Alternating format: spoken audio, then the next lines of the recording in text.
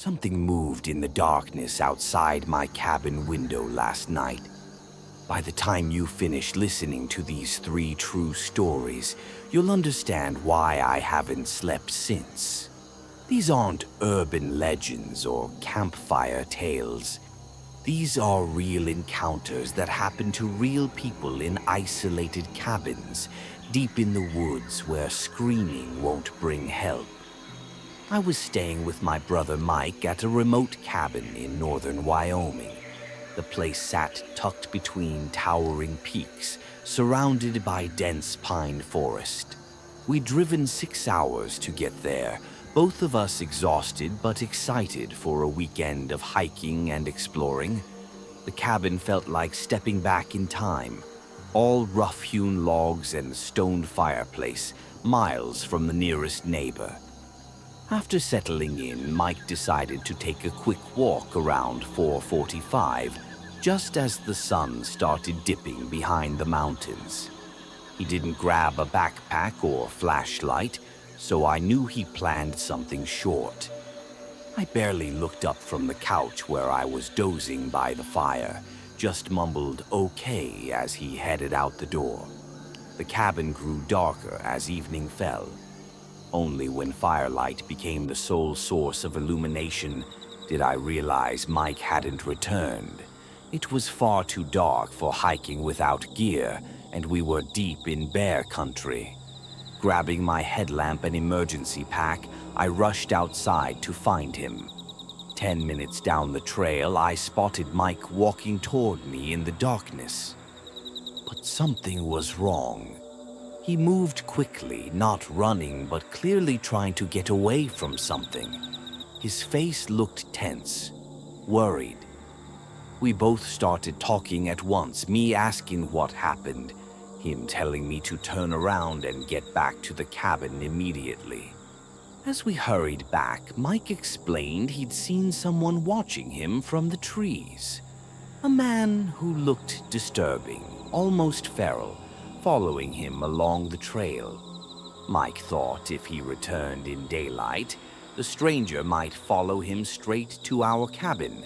So he'd waited until dark, hoping to lose whoever was out there. Mike tried to reassure me it was probably nothing, maybe just another hiker or someone from a nearby cabin. But I could see the fear in his eyes. We made dinner and sat on the front porch by a campfire, both of us scanning the tree line without admitting it.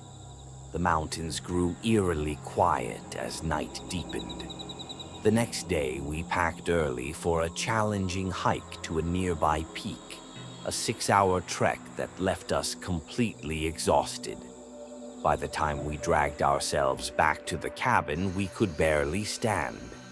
Mike tossed his gear down and announced he was taking a shower. I collapsed on the couch, waiting my turn. But as I lay there, yesterday's encounter crept back into my mind. I found myself checking the windows, half expecting to see that stranger Mike had described. Something felt off. The cabin seemed too quiet. Several minutes passed before I realized I hadn't heard the water pump kick in for Mike's shower. I called his name. No answer.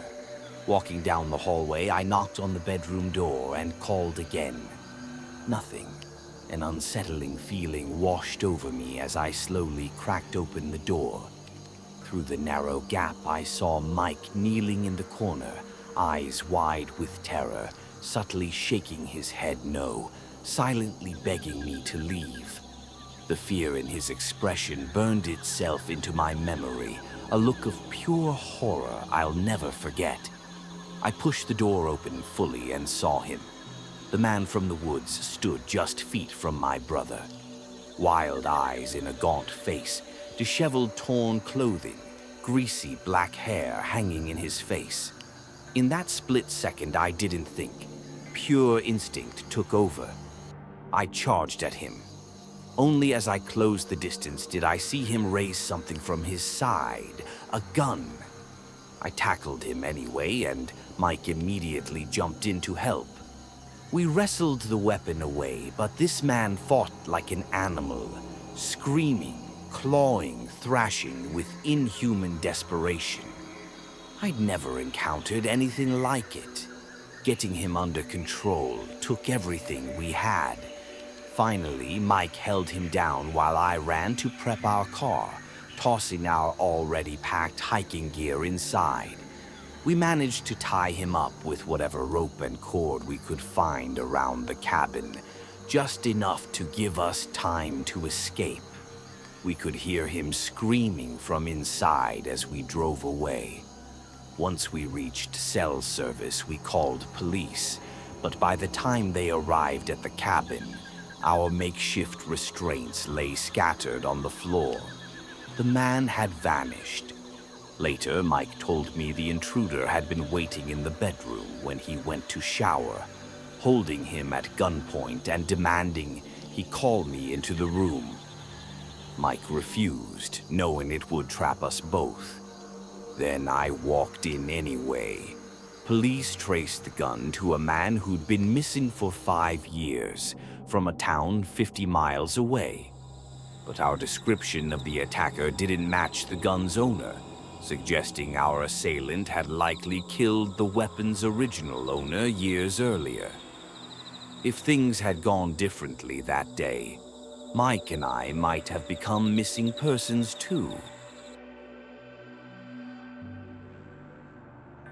2 years back, I'm 25, craving solitude. Rented this cabin in northern Michigan for a week after Valentine's Day. Off-season rates, total steal. First thing I notice pulling up, dead silence. City folks don't realize how unnerving complete quiet can be. No traffic, no neighbors, just nothing. Reminds you how alone you really are. Cabin matched the photos perfectly. Simple, rustic, cozy fireplace. Unpacked slow, made dinner, read by the fire. Normal first night, slept like a baby. Morning coffee hits different in the wilderness, spent hours just existing. No schedule, no stress. Around 2 in the afternoon, boredom kicks in. Notice a hand-drawn map by the front door, hiking trail behind the cabin. Owner's note says it's a simple 2-mile loop through the pines. Trail was rougher than expected, overgrown, barely maintained, like the owner drew it years ago, then forgot about it. Halfway through, I spot another path branching off. Not on the map. Curiosity wins. I follow it. 5 minutes of hiking through thick brush, I push through a wall of thorns and stop cold. Another cabin. Ancient, rotting, moss-covered walls, roof caving in. Decades of neglect. Creepiest structure I'd ever seen, sitting there like a wound in the forest. Doors missing. I peer inside. Same decay, mildew stench, dust coating everything. But here's what made my skin crawl. Fresh footprints in the dust. Scuff marks on the floorboards. Someone had been here recently. Maybe another renter found this place. That's when movement catches my eye. Black doorway to a back room. No windows, pure darkness. Something shifted in there. I'm sure of it. Panic hits. I run back to the rental cabin, lock myself inside, text the owner about the abandoned place. Hour later, he responds with one sentence. There are no other cabins in those woods. What? I just told him I found one. Is he gaslighting me? Doesn't want me knowing about it? I don't respond. Rest of the day, I calm down. Convince myself it's just an old, forgotten structure. Nothing sinister. Make dinner, have drinks, sit by the fire. Around midnight, I stayed up late reading. That gut feeling returns. Stomach knots, dread creeping in like fog. I look around the dark cabin. Everything's quiet. Walk to the window. Stare into the black tree line where that trail begins. Woods are dead still. Not even a breeze. Too calm. Unsettling. Then I hear it. Leaves crunching outside. Footsteps circling the cabin. Someone's out there. I follow the sounds to the front door, heavy boots on the porch. Then silence. Instead of calling police, I text the owner. Someone's outside right now. Do you know who? Why didn't I call 911 first? Felt weird involving cops at someone else's property. The second I hit send, a phone chimes right outside the front door. My blood turns to ice. It's him, the owner. But why is he here unannounced? Why was he just standing there in the dark? He doesn't text back even after hearing his phone. I dial emergency services, tell them everything. While waiting for police, eerie silence continues. I know he's still out there, debating his next move. He has keys, could walk in any time, but he doesn't. Police arrive, go to his main address. He's not there, doesn't answer door or phone. Makes sense if he was lurking in my woods on foot. When they finally track him down days later, he denies everything. Claims he wasn't at the cabin, doesn't know what I'm talking about. Officers agreed it was suspicious. Maybe that abandoned cabin held secrets he was protecting. But without evidence or a search warrant, nothing came of it. I think I stumbled onto something I wasn't supposed to see. Good thing I didn't dig deeper into what was hiding in that dark room. Some mysteries in the Michigan wilderness are better left unsolved. During a gap year when I was traveling across the country in my car, my cousin offered me his cabin in the Blue Ridge Mountains of Virginia, and I gratefully accepted the chance to stay somewhere comfortable for a few days. The place impressed me immediately. More vacation home than rustic cabin, modern and well-appointed. I felt surprised my cousin let me use it for free. As I moved my gear from the car, I noticed someone watching me from the tree line, far from any path but clearly focused on me and the cabin. Maybe they weren't being creepy, I told myself. There could be other homes nearby, hidden in the forest. I grabbed my remaining belongings and locked the car, noticing the figure still facing the cabin as I closed the door. I texted my cousin to let him know I'd arrived safely, mentioning someone was watching me and asking if he knew who it might be. His response, which I didn't see until an hour later after sunset, made my blood run cold. The cabin sat on 40 acres of fenced property. Nobody else should have been out there. That information transformed my mild concern into genuine fear. A stranger trespassing on private property, staring at me from a distance, was far more disturbing than a neighbor taking a walk. I looked outside again, but beyond the cabin's lights, complete darkness surrounded me. I couldn't see the tree line anymore, just an impenetrable black void. Closing the curtains, I tried to calm down by watching a movie in the bedroom. An hour into the film, movement in my peripheral vision caught my attention. Through a gap in the curtains, I thought I saw something shift outside the window. Getting up to investigate, I suddenly heard footsteps sprinting through the grass. By the time I reached the window, I saw nothing, but heard fading footsteps disappearing into the darkness. I immediately called my cousin, who told me to contact police. An officer arrived relatively quickly, considering the remote location, but found no trace of the intruder. Without evidence of an actual crime or the person still being present, there wasn't much the officer could do. I was alone again, deeply unsettled but reluctant to pack up and leave in the dark. I spent the rest of the night checking windows obsessively, seeing nothing but my own reflection against the black glass.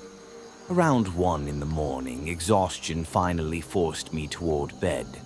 I turned off all the lights, locked myself in the bedroom, and tried to sleep. I woke far too early, maybe 4 in the morning, immediately alert and anxious. Unable to rest without checking the cabin again, I turned on the hallway light and listened. Heavy wind rattled the windows, but underneath that natural sound I heard something else. Thumps from the far end of the cabin, near the kitchen and small library room. Moving closer, I saw a shadow moving in that area through the hallway lights. I froze, hoping I was imagining things, but the shadow stopped moving too. After a few seconds of stillness, it slowly resumed motion. Then a figure appeared at the end of the hallway. Even in the dim light, I recognized the same person who'd been watching me from the trees. I turned and locked myself back in the bedroom. The silence that followed was deafening. I expected him to chase me or try breaking down the door, but heard nothing except my own pounding heartbeat. Then slow footsteps approached down the hall, stopping just outside my door. He stood there, waiting. I clutched my phone, wanting to call for help, but afraid he'd hear me and decide to act more aggressively. Instead, I grabbed my keys, opened the bedroom window, and made a desperate run for my car. I drove away as fast as possible, not stopping until I reached town. Police found the cabin empty when they arrived. The intruder had entered through a window with a broken lock on the far end. They also discovered the bedroom door standing open. The simple push-pin lock I'd relied on wouldn't have kept him out much longer. The most disturbing detail was that he'd been watching the property from the moment I arrived, possibly waiting there for days or weeks for someone to show up.